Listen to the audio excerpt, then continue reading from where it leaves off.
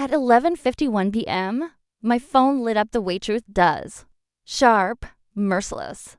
A message from my mother. We've agreed. You're gnawing are part of the family. Don't come Tony gatherings. No call. No hesitation. Just a digital exile. Seconds later, Miss Sister hearted. The message like betrayal was a team sport. I didn't cry.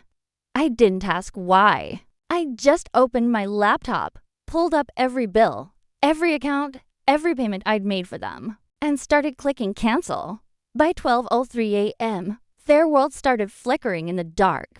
Before I tell you what happened next, tell me, where are you listening from, so I know I'm not the only one who's ever had to turn the lights off on family. When the screen went dark, the silence in my apartment felt heavier than the city outside. The hum of the fridge, the faint tick of the wall clock, it all sounded like witnesses. I sat there, hands still on the keyboard, heart steady in a way that scared me.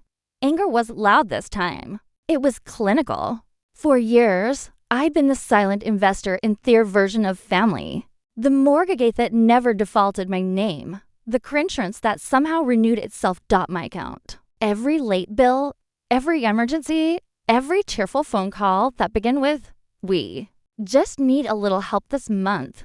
I'd covered it. I told myself it was love, responsibility, the right thing to do. Now, I realized it had been a subscription with me footing the bill. I looked around my apartment. Everything was neat labeled, color-coded. My coping mechanism. After a childhood spent in chaos, I'd built order out of noise. But tonight, theater turned against me. Every neatly filed receipt, every automatic payment felt like a paper trail of my own gullibility. I used to think love was endurance. That if I stayed quiet and kept giving, they'd eventually see I was worth keeping. My mother had raised me on guilt like it was a family recipe. Small portions served often. My sister Kayla was the golden child, loud, charming, allergic to consequences. Dad, he'd learned to survive by staying out of the blast radius. I learned to survive by making sure there wasn't one. I remember the first time I paid their property tax. They were on the edge of foreclosure, voices cracking over the phone. I was 26, barely paying my own rent, but I wired the money without hesitation. Mom called me her guardian angel. I believed her. Then came the utilities, the car, Kayla's college tuition, $18,000 a year, 3 years straight. Funny how angels always end up footing the bill in hell. I rubbed my eyes trying to summon regret, but there was only clarity. This wasn't a breakdown. It was a balance sheet. I wasn't losing a family.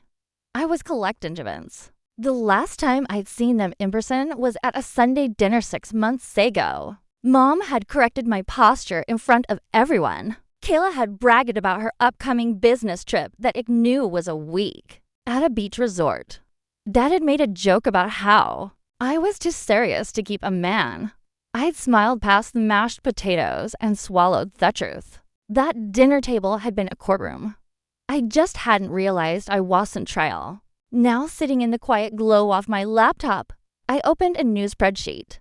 Date, amount, reason, proof. My fingers moved like they already knew the path.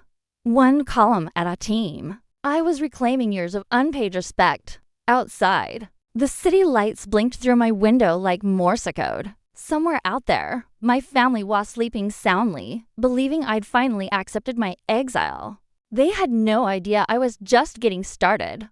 By morning, my phone was a museum of missed calls. Dad, Mom, Kayla, each name glowing like derelict of something. That used to matter. I didn't answer a single one. The silence between us had weight now.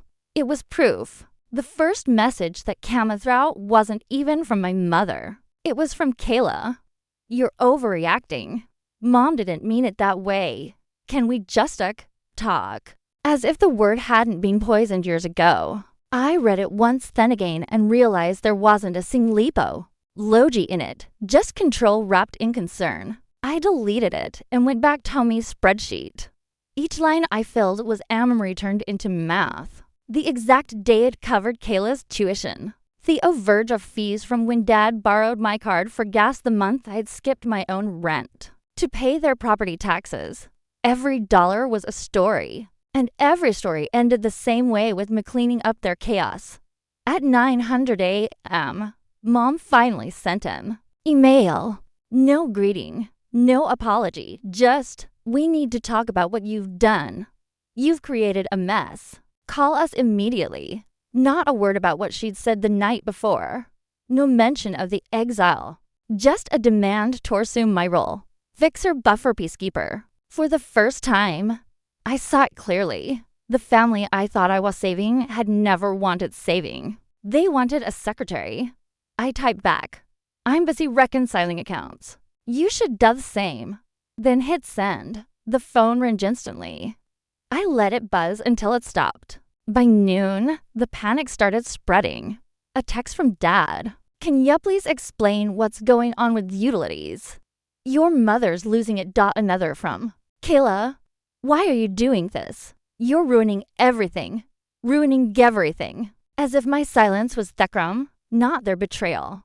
I opened my banking app, scrolled through years of transactions, and felt something shift. The guilt that had been tattooed into my bones began to fade. It wasn't anger now. It was precision. Cold, deliberate, focused. By 3:00 p.m., they tried every tactic. Anger, pleading nostalgia. Mevin posted a vague Facebook update. Some people forget who raised them on Sethis start making money. Pride comes before destruction. It got 36 likes. Mostly from relatives who hadn't spoken to me in years. I didn't respond, but I saved. A screenshot. That was the moment the scales tipped, not just in the counts, but in me. For the first time, I understood that silence could be strategy. At 6:00 p.m., I called Julia. She'd been my friend since college. Now a family law attorney who specialized in messy inheritances. I think I'm ready to stop playing accountant, I said. She didn't ask for details, just replied, then start documenting everything. We'll make it official. That night, I went through every email, every payment, every transfer, labeling, and archiving them like evidence. The more I organized, the lighter I felt. By midnight, my inbox looked like a courtroom. And for the first time in my life, I wasn't the one on trial. By Theskin night, the quiet had a rhythm, the kind that comes before a storm breaks. My laptop glowed in the dark. Each tab a doorway into years of unpaid gratitude. Mortgage, insurance, tuition, taxes. They'd built their comfort on miscellance, and I was done paying for their peace. At 11:00 p.m., Julia called. Everything ready, every receipt. I said, every transfer. Good. Then you're no tasking for repayment, Sofia. You're enforcing it. She told me exactly what to write. A formal notice. Calm, factual, lethal. Subject line. Outstanding balances. Johnson family account. Body. This email serves as formal notice of reimbursement due. You have 30 days to initiate a repayment plan before legal action is taken. No more.